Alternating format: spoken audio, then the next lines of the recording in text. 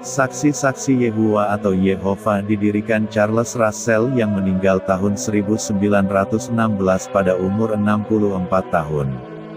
Charles Russell membuat sekte yang mengaku Kristen yang banyak menyeleweng dari ajaran-ajaran umum Kristen pada umumnya. Mereka memiliki kitab suci terjemahan Dunia Baru yang adalah Alkitab terjemahan bahasa modern versi mereka. Mereka adalah Kristen yang tidak mengakui Yesus sebagai Tuhan. Menurut mereka hanya Yehuwa atau Allah Bapa yang adalah Tuhan, sedangkan Yesus adalah ciptaan, yang sebelum menjadi manusia adalah malaikat Mikael. Mereka percaya Yesus mulanya adalah roh yang hidup lama di surga. Mereka adalah Kristen yang tidak percaya adanya neraka dan tidak merayakan Natal karena mereka memiliki paham negatif tentang perayaan ulang tahun. Sehingga mereka tidak bisa merayakan ulang tahun. Mereka percaya bahwa perayaan ulang tahun digambarkan dalam cahaya yang negatif dalam Alkitab dan memiliki hubungan sejarah dengan sihir, takhayul, dan paganisme. Mereka memiliki tafsir harafiah yang keliru tentang 144.000 orang yang dimeterai dalam kitab Wahyu. Menurut mereka hanya 144.000 saja yang masuk kerajaan surga. Sedangkan umat perjanjian lama tidak ada satupun yang masuk surga, hanya bahagia di dunia. Jadi nanti yang diselamatkan dan yang ada di surga hanya 144.000 orang. Yang lainnya bahagia di dunia. Dan tidak ada neraka. Saksi-saksi Yehuwa atau saksi Yehova tidak bisa menghormati bendera, tidak mau menerima transfusi darah. Menurut mereka melakukan transfusi darah sama artinya dengan memakan darah, yang mana memakan darah merupakan hal yang terlarang dalam kitab suci. Mereka adalah sekte Kristen yang berasal dari Protestan dan Advent hari ke-7. Karena itu ciri-ciri ajaran Protestan dan Advent hari ke-7 terlihat dari ajaran mereka. Bisa dilihat dari ajaran yang mirip, yaitu mereka sangat anti-Katolik dan meramal kiamat yang berulang-ulang meleset. Saksi-saksi Yehuwa atau saksi Yehova terang-terangan sangat membenci Katolik dan agama lain termasuk pemimpin agama dan rohaniwan-rohaniwati lain. Dalam penerbitan-penerbitan mereka terkenal sangat anti-Katolik. Gereja Katolik dituduh pelacur dalam kitab Wahyu bab 13, dan sering digambar sebagai pelacur setengah telanjang sempoyongan dalam keadaan mabuk dan masuk dalam hujan api dan belerang. Padahal mereka tidak percaya adanya neraka. Kontradiksikan. Menurut mereka gereja Katolik adalah pelacur tua yang mempunyai catatan berdarah, banyak kejahatan dan berbagai catatan buruk. Mereka bahkan menerbitkan buku yang judulnya Musuh-Musuh tahun 1938 yang memuat kecaman kepada gereja Katolik dan juga Protestan juga Yahudi yang dianggap sebagai musuh mereka. Mereka menuduh gereja Katolik menyembah berhala, dengan terang-terangan menerbitkan gambar seseorang yang berlutut di hadapan patung Bunda Maria, dengan tulisan, "Sebagian orang menyembah berhala." Allah berkata, "Jangan menyembah berhala." Saksi Yehuwa memiliki banyak tindakan nyata yang menyatakan sentimen anti-Katolik. Dan perlu diketahui, jika kita masuk lingkungan ini, akan sulit untuk kita keluar. Karena sekali kita masuk, kita akan diadili dan dikucilkan sebagai hukuman jika dianggap melanggar, atau terpengaruh oleh dosa atau agama lain. Dan merupakan suatu tindakan berani dan melalui perjuangan berat jika Megal Mendouza pada tanggal 13 Februari tahun 2021, ditahbiskan diaken Katolik. Dan Father Daniel Bowen ditahbis Imam Katolik tanggal 15 Agustus tahun 2015. Bagaimana kisah mereka konversi ke gereja yang benar, gereja Katolik? Ikuti terus video ini. Jika berkenan berikan like, klik subscribe dan hidupkan loncengnya. Selain itu bagikan video dari channel kami, agar semakin banyak yang mengetahui kebenaran yang sejati dalam gereja Katolik. Catholic Credo Channel.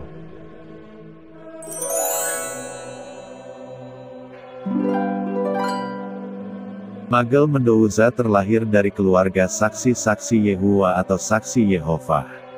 Megal dan keluarganya adalah imigran Meksiko di negara Amerika Serikat.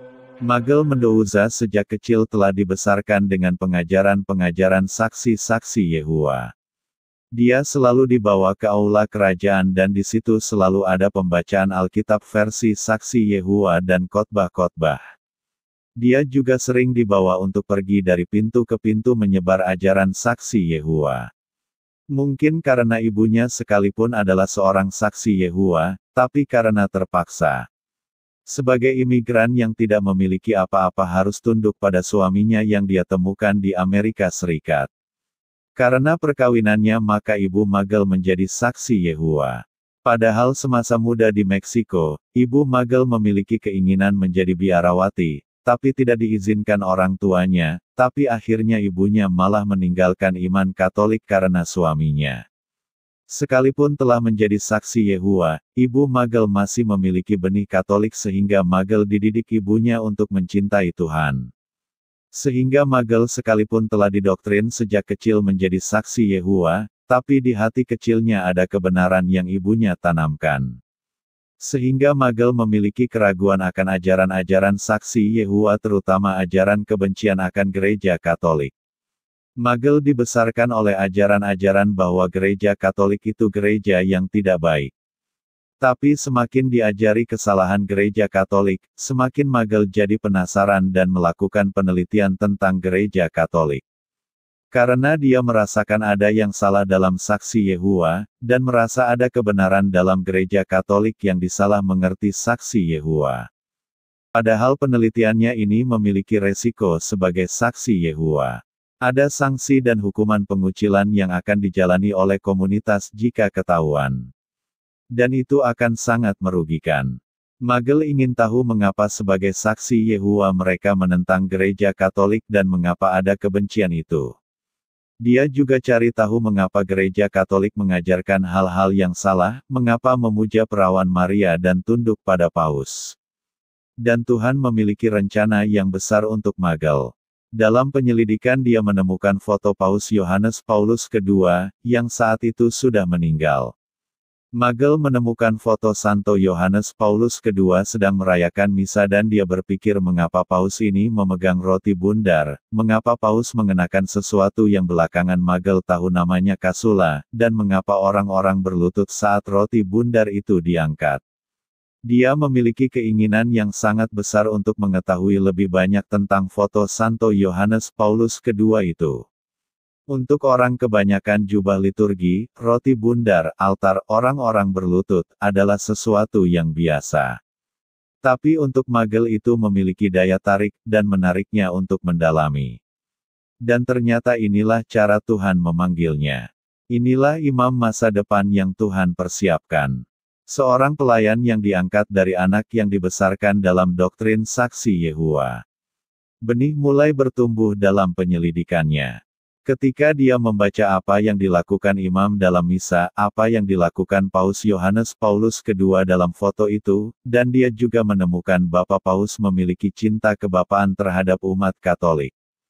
Magel juga memiliki keinginan untuk menjadi seorang bapa sejati, tetapi bukan bapa dalam sebuah keluarga tetapi bapa untuk seluruh dunia.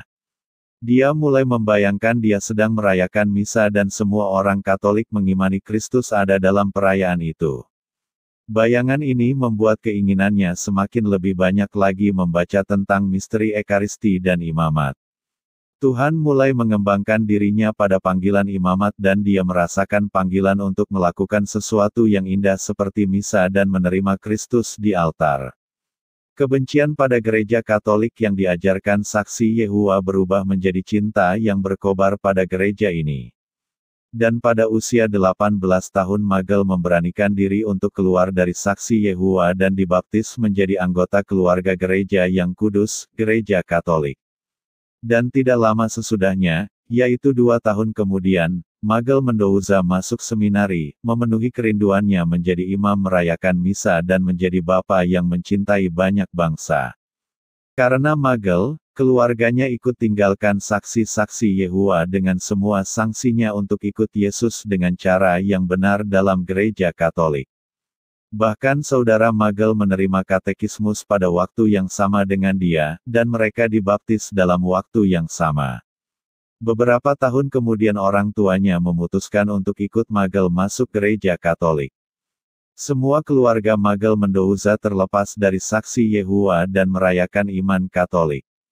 Mereka hadir dalam tahbisan di akun anggota keluarga mereka. Magel Mendoza, seorang pria campuran Amerika-Meksiko berusia 25 tahun.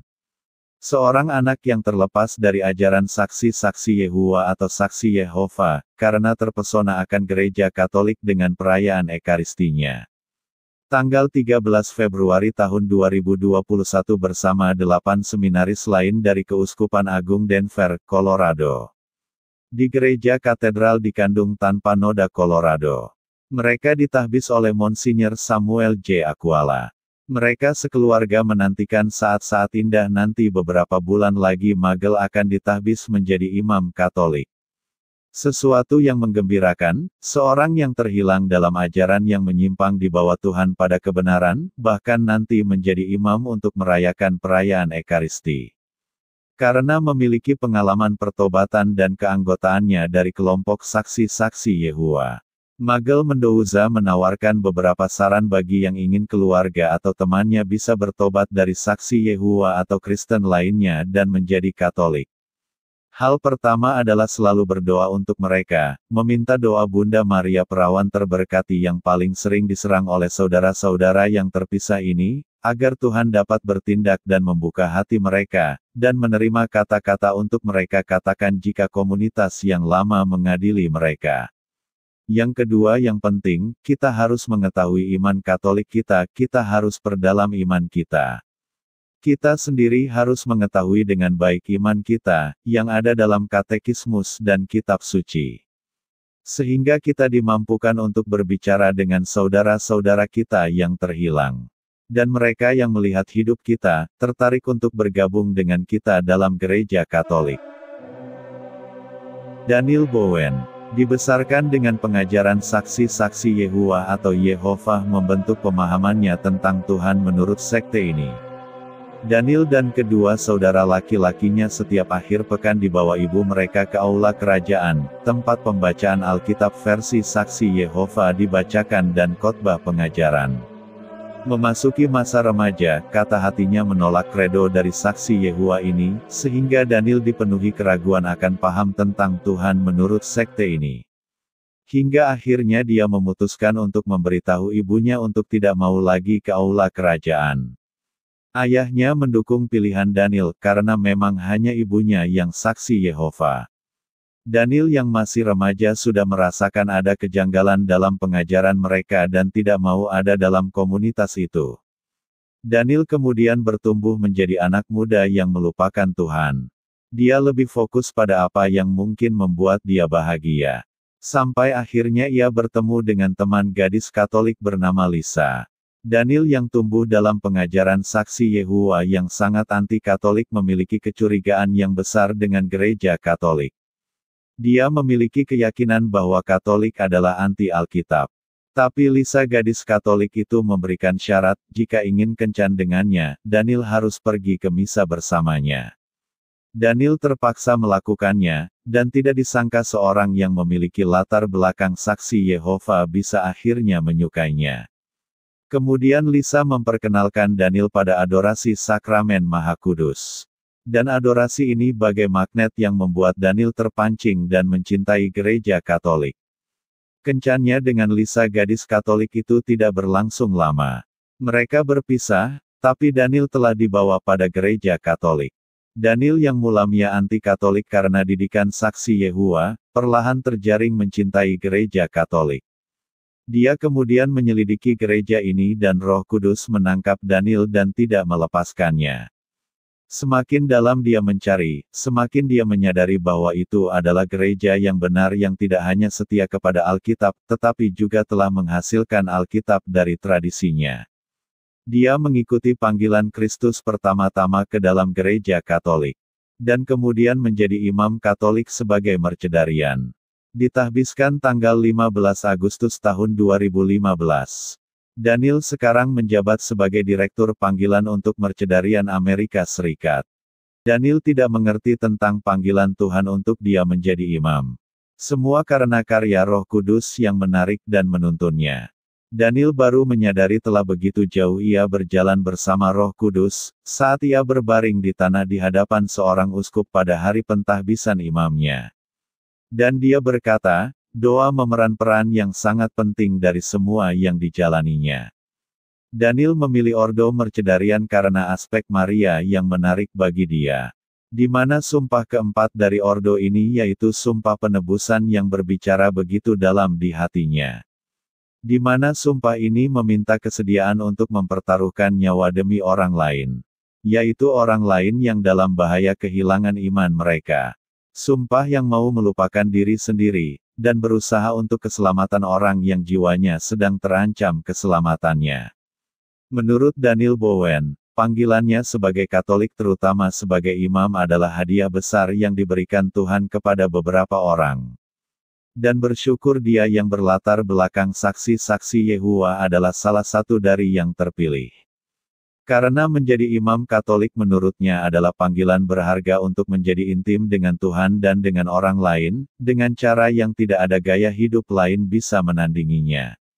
Ini adalah panggilan untuk mencintai sepenuhnya dan tanpa menahan diri. Untuk menyatakan dengan berani kepada dunia, bahwa Tuhan bukan hanya Dia ada, tapi Dia mengenal dan mengasihi kita.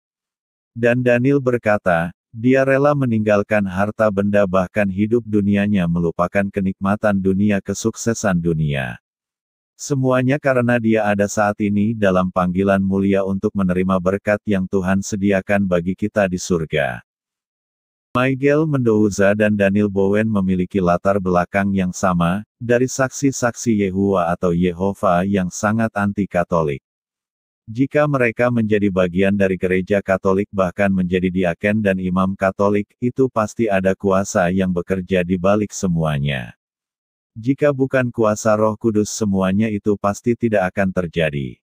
Kuasa yang membuat mereka terpesona pada apa yang keyakinan awal mereka katakan itu adalah sesat.